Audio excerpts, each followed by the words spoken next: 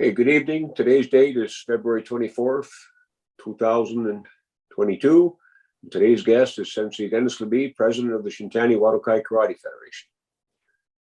Please state your name and rank. It's Denis Labbe, and I'm a Kudan. That's the ninth degree black belt. And how many years have you been involved with martial arts? Oh boy. Well, it becomes it's going to be an anniversary for me. It's going to be 50 years this year. Actually, it's going to be 50 years. An exact number would be sometime in October. I don't have the number because it was during the period when I started karate. So that would be my starting point.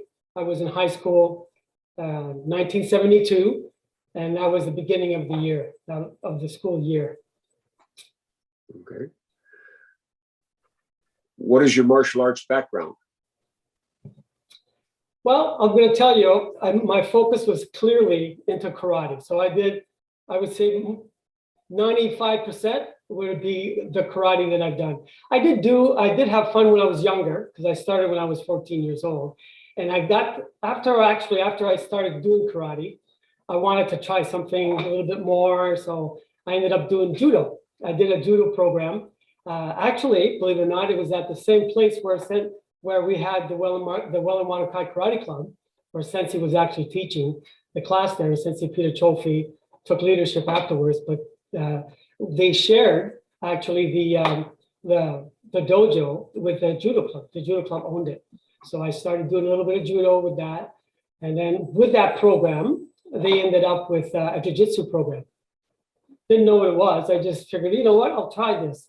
I was intrigued on different martial arts, but it didn't go very far. I probably went maybe a year with the jiu-jitsu program and about the same with the judo program. I fell in love with the karate program that Sensei Shintani had given us, and it went on from there.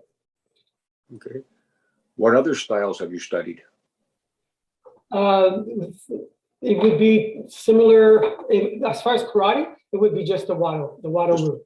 The Wado route karate is actually the only style that I've taken in karate as far as that goes. It just was so much to do, so much involvement. I didn't even decide to go any further than to stay with the program that we had with Sensei. So. I'll just prompt you, Sensei Denis, with Shindo. If that's part of it, that would be definitely a style. It's not really I didn't look at it as being a style, but it was Shindo. Are you asking as far as what prompted me to do Shindo? I'm sorry, I didn't get the question right. Well, that was part of your martial arts studies. Okay, well then that's inclusive, but for sure. When Sensei decided to start the program, if most of us remember, we went to the Japanese Culture Center. He had workouts every second Sunday of the month, and for his black belt workout. And so at some point, he introduced us to this program, the Shindo staff that we had, and it was like, oh, something new, something different. So we went along, and man, that was an eye-opener for all of us anyway. For me, it was just an awesome circumstances to move forward and learning. We started it all was basics at first. Sensei decided to go with, like he's been teaching his karate, it was all basic. And eventually there was a cut in there.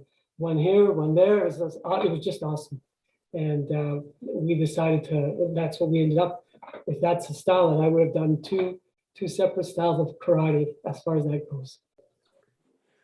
How did you get started in the martial arts? Well, it was in 1972. Sensei Shintani was asked to do a demonstration at Confederation High School, where I was going. It was my second year in high school. They were trying to create a program, an in-house program of the school, like badminton, basketball, the team that they were doing. And a gentleman named Leo Odette was the head of the department in geography at the school. And he must have approached Sensei somehow and asked him if he can come in to do a demonstration as a starter. And then if it went well, then it would become a school curriculum. So myself started with, we were probably from the demonstration, we had a demonstration, Sensei came out and did them. From that demonstration, we ended up with about probably 15 to 20 students. There was a couple of ranking black belts, so ranking in the sense of few belts, a green belt, I believe, and an orange belt. And we were all, the rest of us were white belts. So it got, from that demonstration, they were able to generate this club, and we ended up doing the karate every Monday, I think it was, at the school after hours for about an hour and a half, if I'm not mistaken. It was a while back, so we started in, like I said, 72. So that program got me started, and it went from there. It just grown from there at that point. I'll give you more details from the next questions that you'll ask me. Okay. What are your personal accomplishments related to martial arts? Oh, Sensei had, with this karate process, when I was a boy, well, let me start by saying that I was a very, everyone will know that, as a hyper going, you go all the time. And I mean, I could have been easily diagnosed with HS, but I'll tell you, I had this issue of doing things fast and everything else. So it created a circumstances that I couldn't slow down that much. So at some point when I needed to do, let's say, presentation in the classroom, I freaked. I panicked and everything else. So I had a stammer. Because I was trying to put all these ideas in place and try to get it out there. And so karate, what ended up happening with that is it gained my confidence. I was able to relax more. I was able to be able to concentrate better. It took a while, maybe a couple of years in karate before that happened. But watching all my peers as a white belt, yellow belt, and watching Sensei doing what he did, and even as much as if I had questions, he would respond back, but he was calm. He was easygoing, focused, and everything else. And I kind of picked up on that, obviously, because I wanted to do right? And I felt so relaxed. So the karate part really built my confidence. Was able to, within my 4th year, when I was in grade 12, I started to be able to do better as presentation, dealing with people, talking to people in a group. And because of the teaching process, since he got us teaching early into the program, so he was able to, so that teaching really helped me to think. I knew my stuff. That's the good thing. My karate was there. Now I just needed to present it properly and how to do it, and so that the students would learn, right? And that was the thing. So it really helped me gain that confidence. So I would say that would be what really helped me moving forward, Okay. That's great. What was your first encounter with Hanshi Shintani? Well, when we had the demo, because that's would have been the first time I seen him, that I was able to watch and understand and such. So that would kind of, that would be the direction where I would say that would be my first time I've ever met him. I never knew him before. My first time I was able, obviously, to connect with him and see him more and interact would be our first class on the Monday. It would have probably happened, we would have been 2 weeks after the demonstration that he's done at the school. So we're looking at October-ish, possibly, and that would have been my first. Keep in mind now I was 14 years old, right? So it wasn't like I was going to sit down with him, chat with him as an adult, any of that, right? I was just a kid going there, but that was my first moment. I'm looking at this Japanese Canadian, right? And he's like, wow, like he's teaching karate. He's giving me the insights of his karate. I didn't know what karate was doing at the time. I know now, of course, but at that time I didn't even consider looking the style or whatever. It was just the fact that he was doing karate. And I had a different idea what karate was in my mind before I was able to meet up with Sensei. He put that in perspective for me. We had a good process that we did. And so that would have been probably at that point is when I first met Sensei at that point. What was your impression of Hanshi Shintani? Japanese Canadian karate. He wasn't a big man, right? But I was very, at that time starting with him, I was really proud to be able to take karate, telling my friends, my closest friends, most people at the school didn't even know I was doing karate at all. I told my mom, of course, when I got home, told them, hey, I'm taking karate, and this person is Japanese, he's teaching me karate. So I was, when I first met him, I was impressed with what he was doing, the techniques he was showing us, of course, and the flow that he was passing the information down. But my impression changed even more as we progressed on.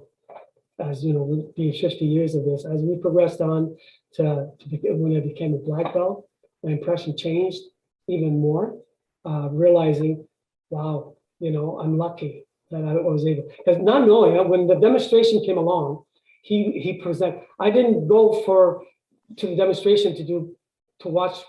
It was just, I wanted to see the martial art. I wanted to do some kind of martial arts. Wasn't sure what it was, so I sat down watching, and then karate hit me.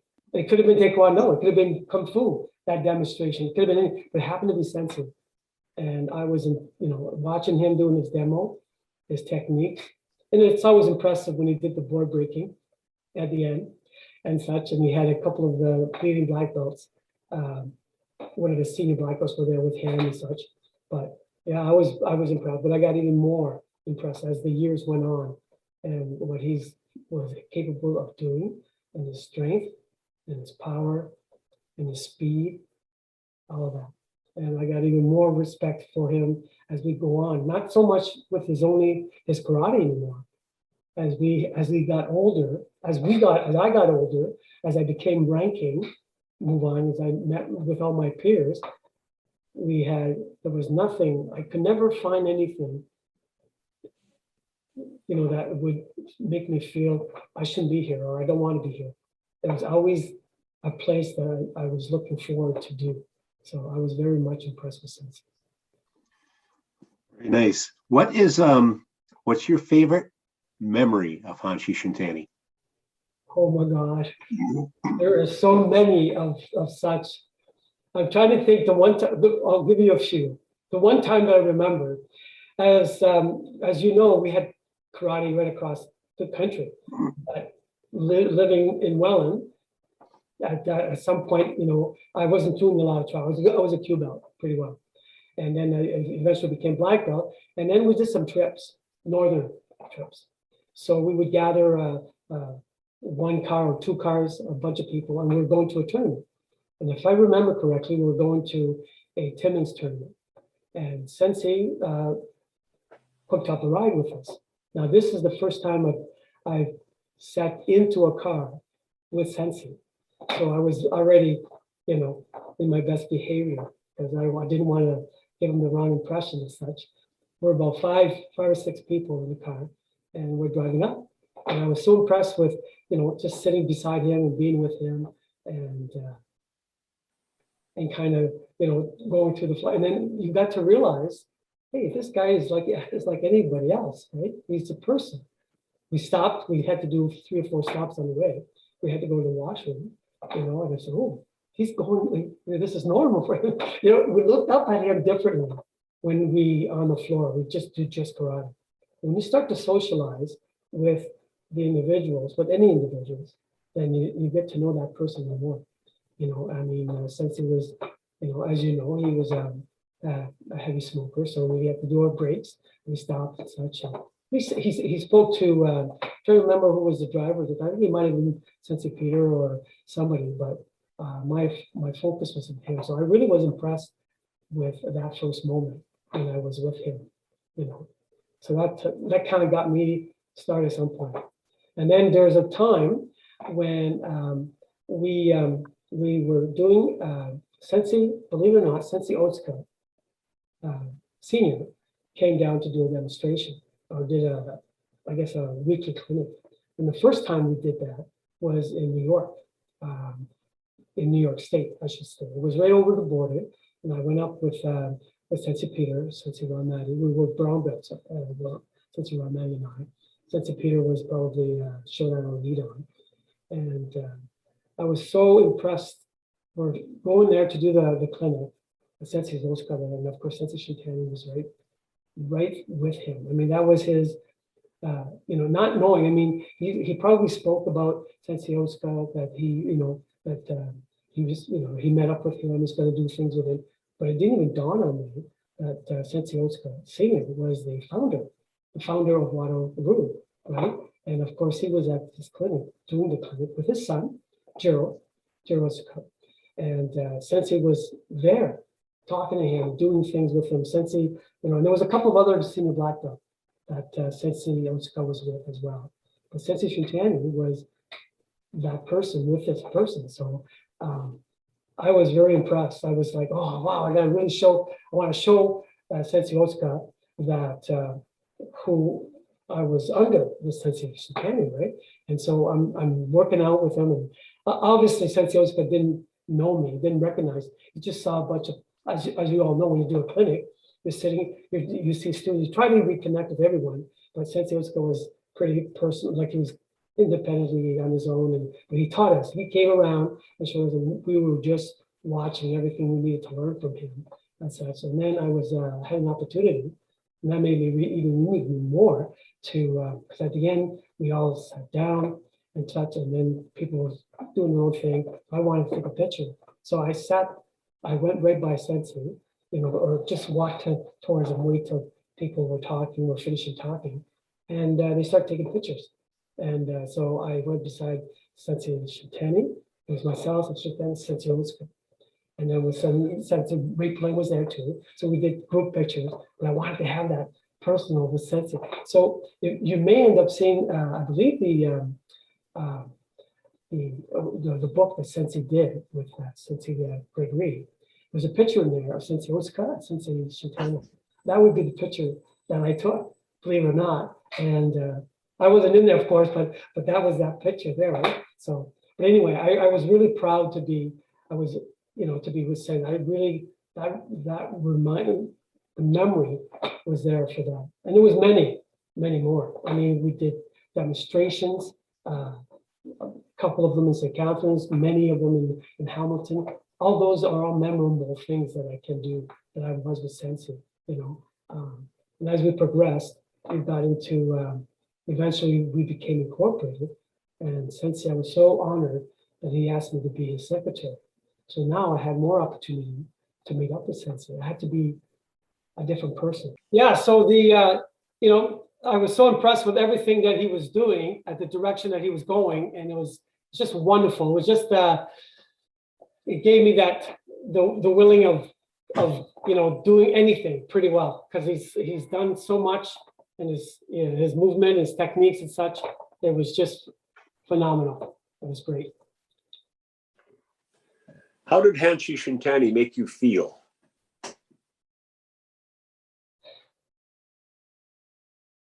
He made me feel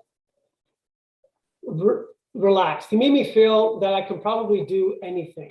He was able to give you that understanding, the concept of what we want to do, and go with it.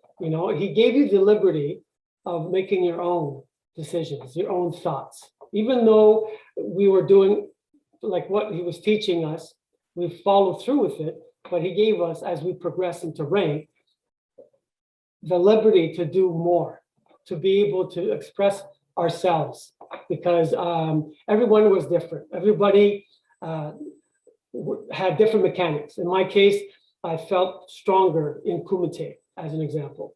Katas was not one of the best thing, but I worked harder to get to the direction I need to be, so I could be the level he wanted. So he made me feel that do this, you can do that. So in other words, if like your kumite, put it into your katas, put it into your techniques, your basic. So he was able to put you in that perspective. He knew if you had some issues that he was able to work around it. He was able to put you in the place that you needed to go. And that was different for everybody. Everybody had a different mindset, the way they were moving, the way they were doing things. So he had that capability to take you, look at you, and then make you do what you need to do. So you can see that the feeling was in the right place. He was able to make you feel that at ease and confident and all those other things that he was able to put through. And I noticed that a lot, even with other people. It wasn't just me that he was doing that for. He was trying to focus on our individuality and make it better for us. So you could see that the progress and how we were all able to succeed, to move forward and do well, because he was able to do that. He was able to make us. So what struck you most about Hanshi Shintani? What stood out the most?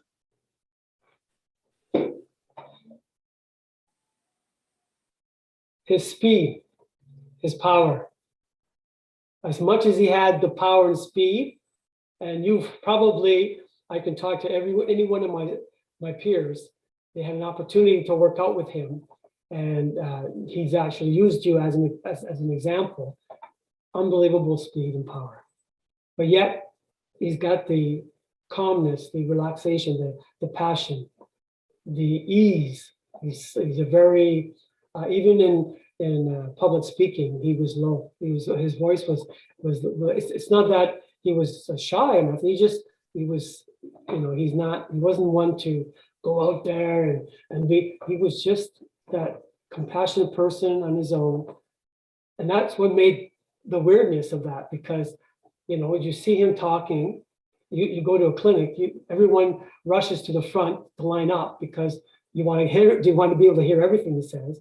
If you're in the back of the line and if there's a clinic of 50 people and you're back there, you're going like this, trying to figure out, but you follow as soon as he shows the techniques, you're ready to go. But it took that half a minute to catch up. So you need to be close. And because of his his calmness and just being what he was, when he started doing techniques and power and speed, you say, whoa, that's weird. That's, what's coming out of this guy, right? Because you don't expect it. You don't realize the impact that you can have from one over the other. So I would have loved, we did techniques together. We fought together. I felt good the fact that he was left-handed, and I was left-handed as well. So, but he was showing techniques and stuff, and I was kind of working with him, but it was never like you and I or any one of our peers to fight together. Right? I would have loved to have been able to be in that situation. But he was in the era now that he was teaching. He wasn't as much as a competitor anymore, as much at that time that I met him. But I got a little bit of flavor of that along the way when he was doing clinics. And we went as many as possible to any of his clinics. When he went to Northern Ontario, when he had it at Brock University or anything like that, we were there to learn from him.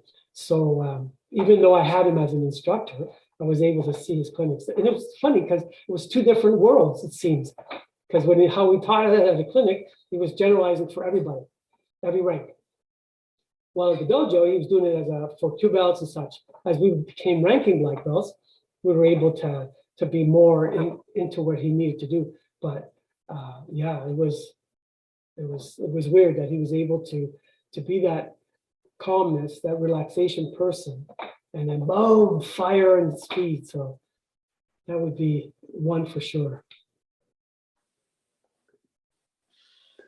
What inspired you most about Hanshi Shintani's character? Without sounding repetitively, definitely his compassion, his fairness, his giving. Giving is a big one. He was there for you, for anybody. If a person had some problems away from karate, let's say, clubs, people, Let's say, I mean, Sensei was not, as we all know, was not a rich person, a rich man. He, when the money from the registration or anything else that came into play, or if he did a clinic, for example, there would be some honorariums given to him. You'll find out this later, where he would just give it away. He would help people. Some people had some, and an example was, and I got to know that more as a secretary, because at an early stage of the organization, the funding came from the registration or whatever we did, and it was going to Sensei, and rightfully so, right? It was his organization. So, but it was when I did that, it went no problems. But at some point, that went towards somewhere else. He was such a generous person. He went to a direction where he's able, and he helped people in need, for example. So even this, I mean, he didn't even drive a new car. It was an old car that he had, and so in his living that he so it wasn't, he wasn't that person. He was just such a giving person. So that's what it was, and I was so intrigued, not expecting, but that's that person. That's who he was. Was there a moment that made you say wow or aha? That aha moment with Sensei.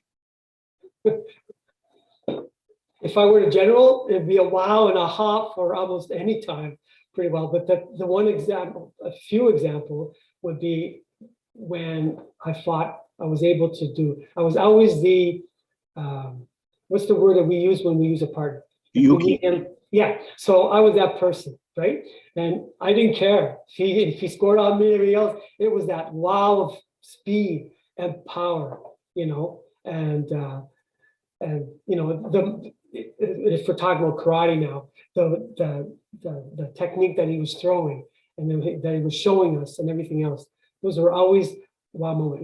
And when the Shindo came out into play, that was another ball game.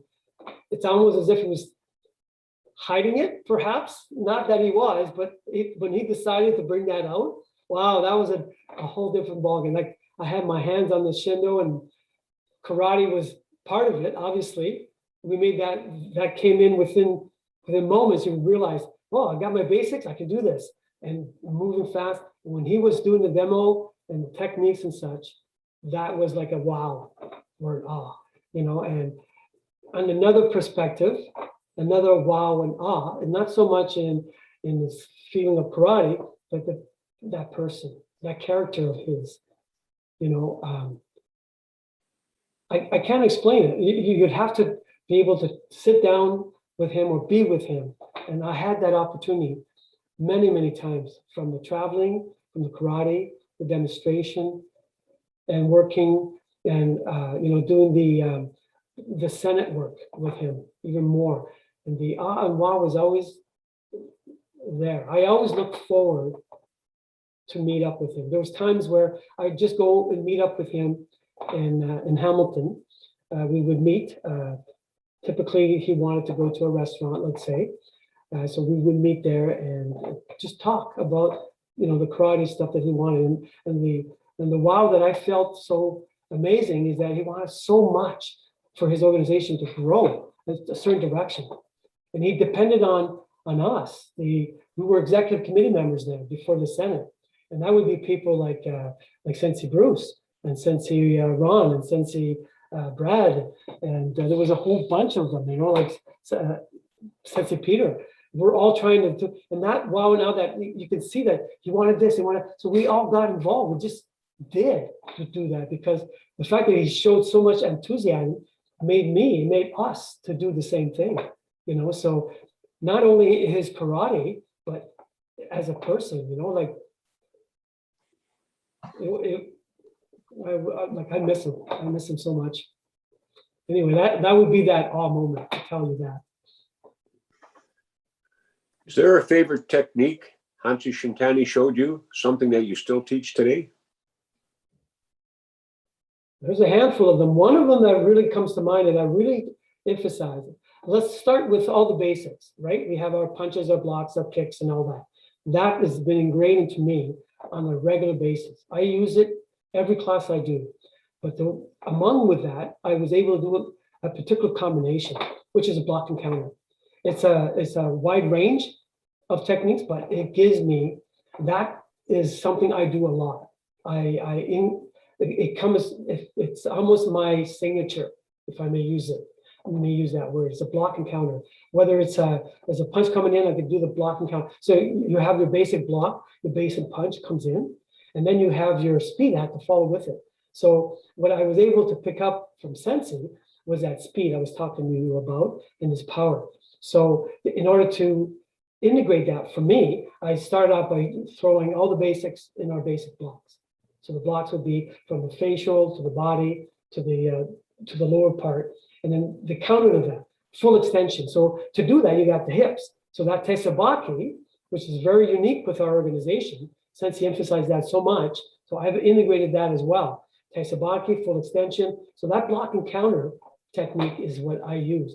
But there's so many different ways you can throw that. So many different angle you can throw that from your fighting stance, from Zenkusuda. There is such a vast portion that I can follow through. I'm not a big kicker as much as I am the upper body technique. So I work faster and harder with my hands than I do with my feet. I still do the combination, block and kick would be a part of it. But a big one for me would be the block and counter technique. And that's just a beginning of many directions that you can go to. And I emphasize that so much.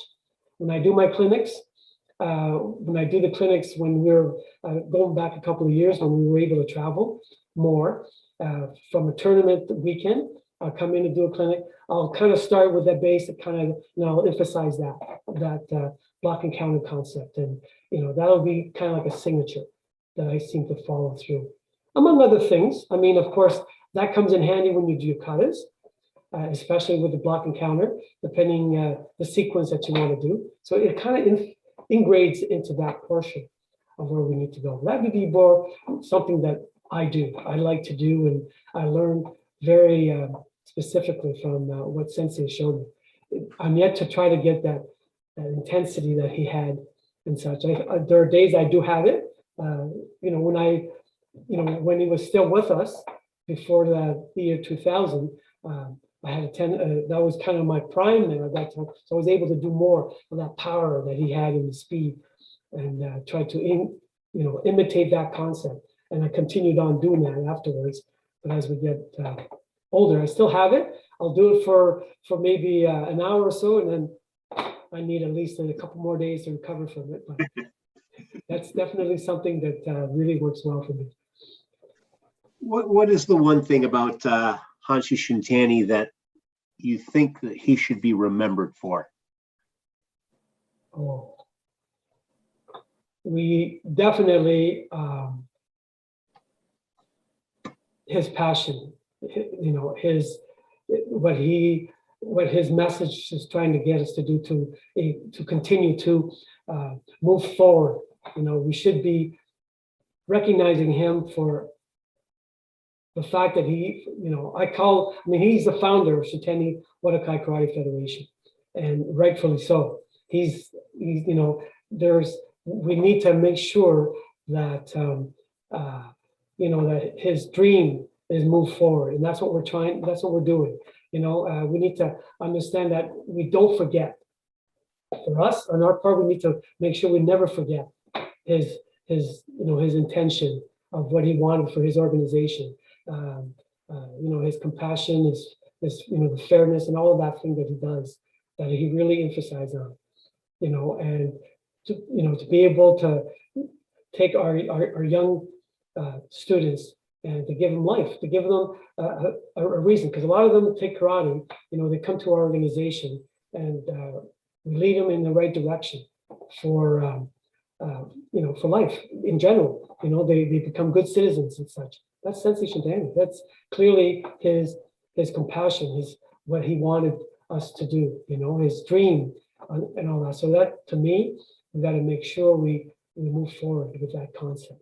More ahead with that and understanding, recognizing, and let everyone know after the fact, not just our generation, not just my students' generation, the next generations to come and follow.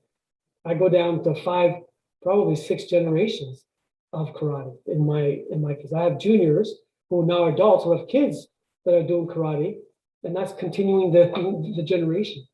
And I'm sure you all have that as well. So I think that's a very important to move forward. What would you like to say to the students that have never had the opportunity to meet Hanshi Shintani? What would you like to say to them about Hanshi Shintani? Well, I would probably say to them, it's too bad I didn't have a chance. I'd probably say it's very unfortunate. I'd start with, and it's not negative. I would never say that.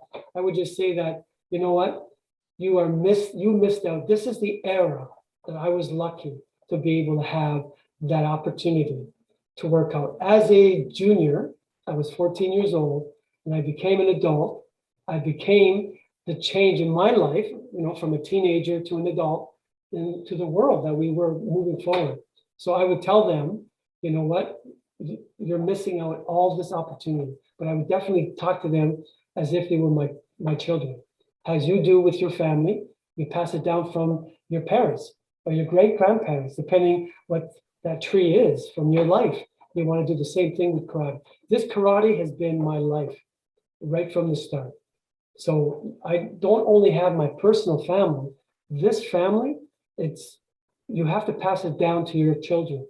And that's the question you're asking me is, how do you got to give them all the information that you can about our grandfather, in my case, my father, so to speak. And then my grandfather would be Sensei Otsuka, so to speak.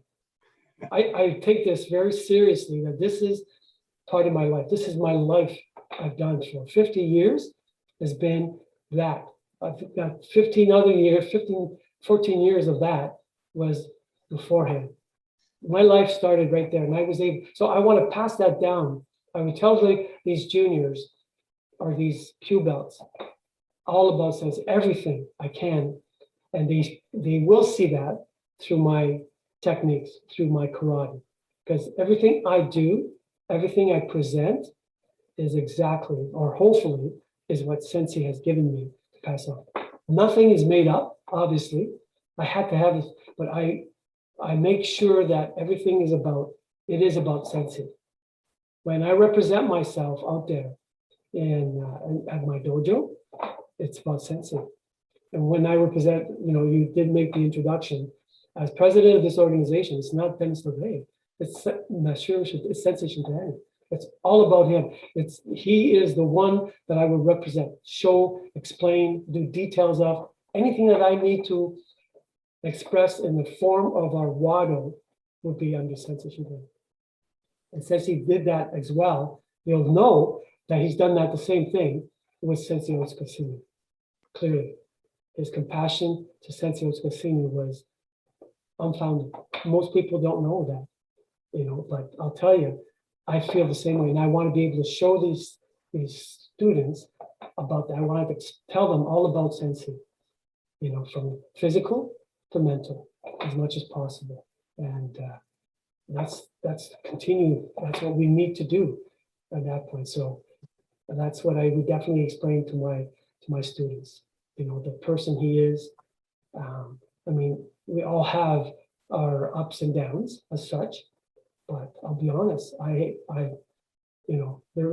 There's two sides to everyone's life. Obviously, he's a person, but I've seen most of his life is what I'm telling you now, how much he is and what kind of person he is.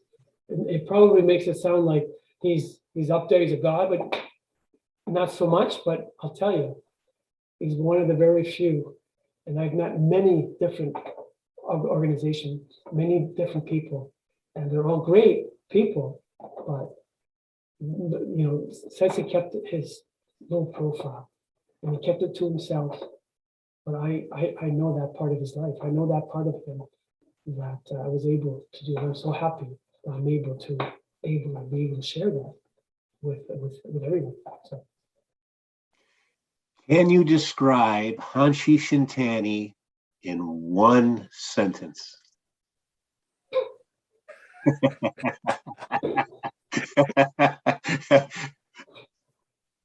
No. That is a tough question. I'll tell you that right now. The answer to that is no, I cannot. But I'll try to give you, if I had to put it in a line, how would I be able to do that as far as if I could put words in like strength, power, passion, patient, fair, humble, a big one. There isn't one sentence that you, and I don't, I've had 50 years. Actually, and I wrote it down because I wanted to make sure I was 44 years old when I met Sensei, and I've known him for 28 years. And so with 28 years from different life, from the fact that I was a junior of 14, a teenager when I became when I had my shodan, because I would have been probably 16 or 17 years old. Keep in mind now, we did karate 5 times a week pretty well, if the opportunity was there.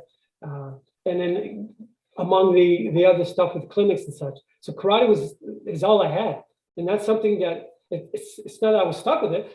That's all I wanted to do, basically. So I got to know Sensei in so many different ways, from, as I became adult into the world of when I start working, right? And I had children, had a family of my own. And then I ended up, as we got older, we got involved. We did the Senate. We were able to create our Senate. So I got to know a different world as well, how a person, and that's stressful. I got to know the stressful side as well, unfortunately, but that's normal. Karate, anything we do, there's a politics involved and all that. And he stayed away with that as much as possible. And I helped him with that as much as I can when he was alive. But there is a lot of pressure there too. And I got to know him in that perspective. So to answer your question, Sensei Neil, I can't do it in one week, in one sentence. I knew the answer to that. This is your opportunity now. Is there anything else you would like to say about Hanshi Shintani? Anything that we haven't covered? Anything you'd like to say? Well, I pretty well gave you a lot of information. I just want to say that I'm so happy that the direction that we were able to do, the help that we've got from all the Senate members we have, past and present. The ones that are past are still involved as advisors in our organization. I am so proud to be able to say that the Shintani Karate Federation, and remember I'm using the word Shintani, it's always there. When I think of the organization, or I think about circumstances, making decisions and my position, the first thing that comes to mind is Sensei, talking to him. You probably think it's a little weird or off. I do have this moment of, what would Sensei do? You probably got that message before, but that is so important that I want to share the direction we are going, and the fact that we're going in a direction now, we're still in that era that we can do more. We can get this organization from the year 2000 when Sensei passed away. We're 22 years later, and we're still working hard to move forward, to be strong. So it goes to tell you, an organization like that, when Sensei passed away, we could have went a totally different direction with that. So I did the best I can the first year to keep recruiting, but it wasn't that difficult to keep them because the foundation was done properly. We all did. All of our senior black belts kept that foundation strong because they weren't thinking for themselves. And I'm talking about clubs like, the Ontario clubs, the Alberta clubs, the BC clubs, Manitoba, Saskatchewan club, Northwest Territory clubs. They kept the same. It's all started with Sensei. And then what he was teaching us, he was able to give us the passion, the compassion, and all of that. So it's true. What we learn from our parents, we become. Bad or good, we become. But it's our choice now to change that. And we did. We made that change. We didn't have to do very much, but we did. We were able to go a direction for Sensei's organization because I owe it to him. He helped me in my life.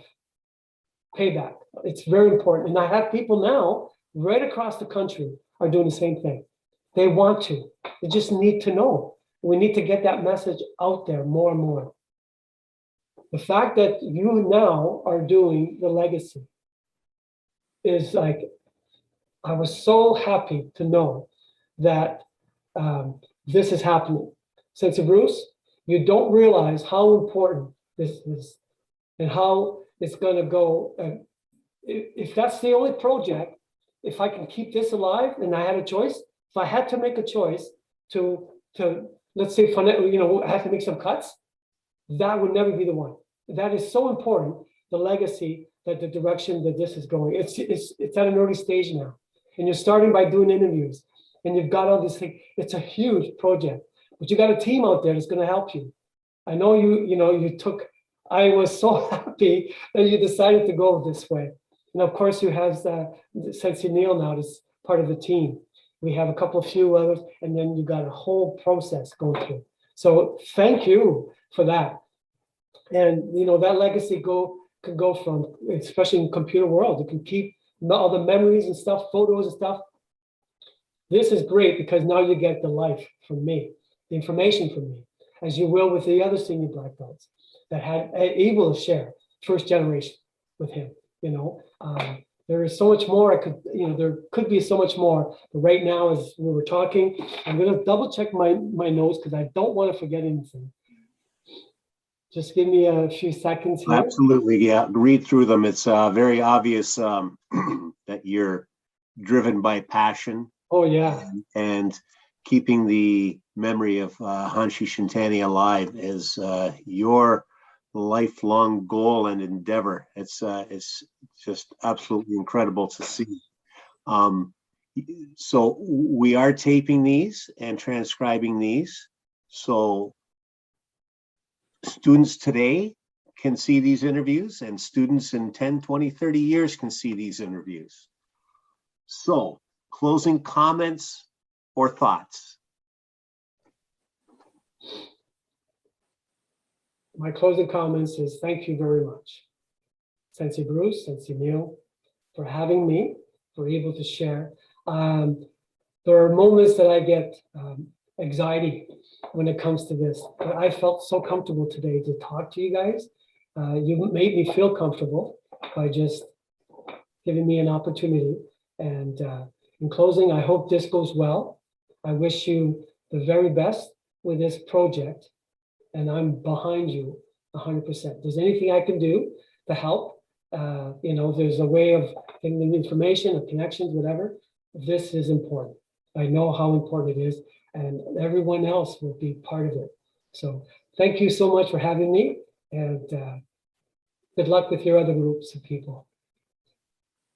Wonderful. Thank you. Thank you very much for your time. Sensei Bruce, do you have any comments? Are we still recording? Yes, we are.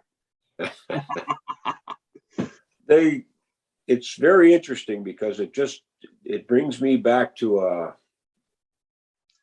some of my times with Sensei, listening to you, listening to Sensei Brad, and there's a common theme here, and I'm not going to say what that is, but I'm sure it's going to be evident in some of the other interviews as well. But all of the memories are good.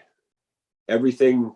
When I recall my experiences with Sensei and with the organization and with most of the people in the organization, it's all good. It's all positive. It's all good. And that's a credit to Sensei. I do miss him. I really do. Oh. Yeah, Yep. he was certainly a great man. And I thank you again, Sensei Denis, for being our guest tonight, and Sensei Bruce for driving this legacy committee forward so that we can get these interviews documented for the people of the future to keep Sensei Shintani's spirit alive. There's a lot of organizations out in the world that disappear when their top dog passes on, and that has not been the case in the Shintani Karate Federation. There are multiple groups that were under Sensei Shintani, and that's fine. They all have their leaders too, and it's great to see that we can coexist and work with those other organizations, because that's what it's all about. They have the same passion that we do. Thank you very much again. Have a good night. You too. Have a good night. Thank you.